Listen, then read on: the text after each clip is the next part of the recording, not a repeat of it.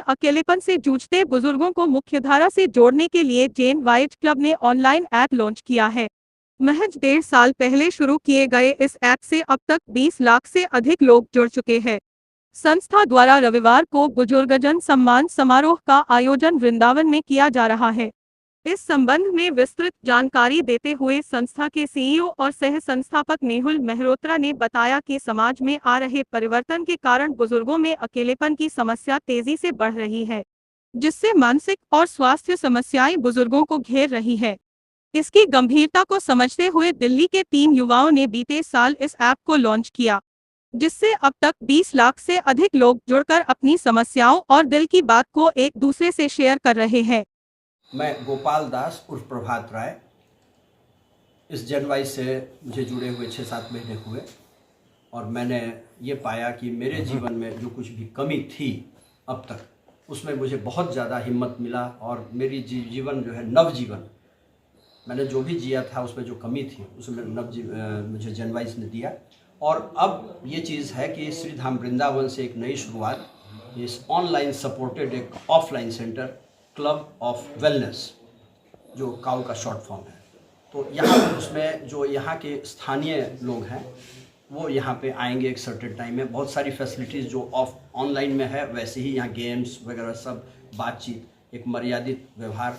ये क्लब एक विशेष क्लब है, एक मर्यादित क्लब है। तो यहाँ पर होगा कुछ ऐसे लोग जिनको, जो हम जैसे हमारे, मैं खुद जैसे मैं वृंदावन में रहता हूँ, मैं फील करता हूँ बहुत सारी परेशानियाँ। तो ये रेजिडेंशियल फैसिलिटी भी इस ऑफलाइन क्लब में होगा, जिसकी शुरुआत हम लोग करने जा रहे हैं इसी प्रीमाइसेस से, और वो सब बात हो गई है। तो ये होगा और इसके साथ कुछ जो रेजिडेंशियल मेंबर, उनकी संख्या कम है, अभी 11 तक लिखा गया है। और अगर महिलाएं मिलती हैं तो उनके लिए फिर 11 का दूसरा अरेंजमेंट होगा सेपरेट। तो ये हो गया बुज़ुर्गों के, उन लोगों के लिए जो 60-65 से ऊपर हैं, जो सक्षम हैं, अपना खर्च खुद उठा सकते हैं।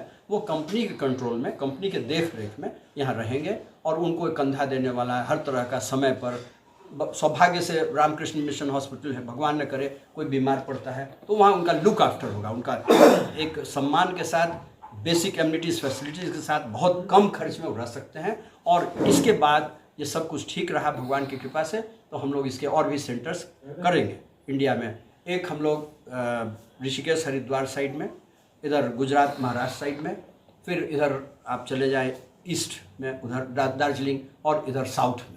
तो यही है मकसद कि बुज़ुर्गों को हम लोग ये न समझें कि वो बेकार हैं। उनमें एक्सपीरियंस है जिसको हमको शेयर करना है। इसके पहले कि उस जनरेशन समाप्त हो जाए, हम उनका सम्मान करना सीखें जो हमसे गलतियां हुई होंगी, और उनसे भी अगर कोई त्रुटि हुई है तो वो उनको ही मौका है प्रायश्चित का, कि वो नवयुवकों को गाइड करें और उनको समाज को बेहतर बनाएं। सो यही जनवाइस का भी उद्देश्य है, यही सबका उद्देश्य है, आप लोगों का भी। जय जय श्री राधे, धन्यवाद। सर, जनवाइस क्लब एक ऐप है जो भारत के बड़े बुजुर्गों के लिए बनाई गई है। इसका काम है हमारे बड़े बुजुर्गों के अकेलेपन को दूर करना। आज के समाज में बुजुर्गों और बड़ों में बढ़ता अकेलापन भारत में एक गंभीर समस्या बन चुका है। और जनवाइस के माध्यम से हमने पिछले 17 महीने में अपने साथ 20 लाख लोगों को जोड़ा है और उनके अकेलेपन को दूर किया है।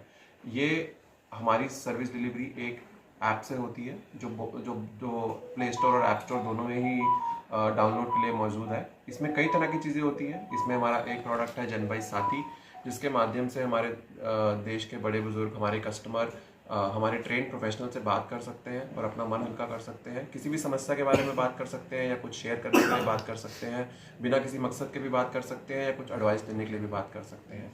इसके अलावा हमारे ऐप में एक प्रोडक्ट है जनवाइस फ्रेंड्स, जिसके माध्यम से भारत के बड़े बुजुर्ग एक दूसरे से जुड़ सकते हैं। तो आप ये मानिए कि कोई मुंबई में हमारी कोई मैम है, वो असम की हाउसवाइफ से जुड़ सकती है और उनसे बात कर सकती हैं, उनकी दिनचर्या को समझ सकते हैं और अपना नेटवर्क बढ़ा सकती हैं।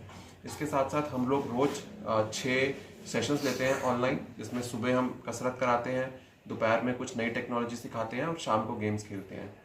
तो ये अभी तक हमने 17 महीने में इसको ऑनलाइन प्रचार किया है। अब प्रभात जी की मदद से और उनके आशीर्वाद से ये ऑफलाइन भी जाएगा। ठीक।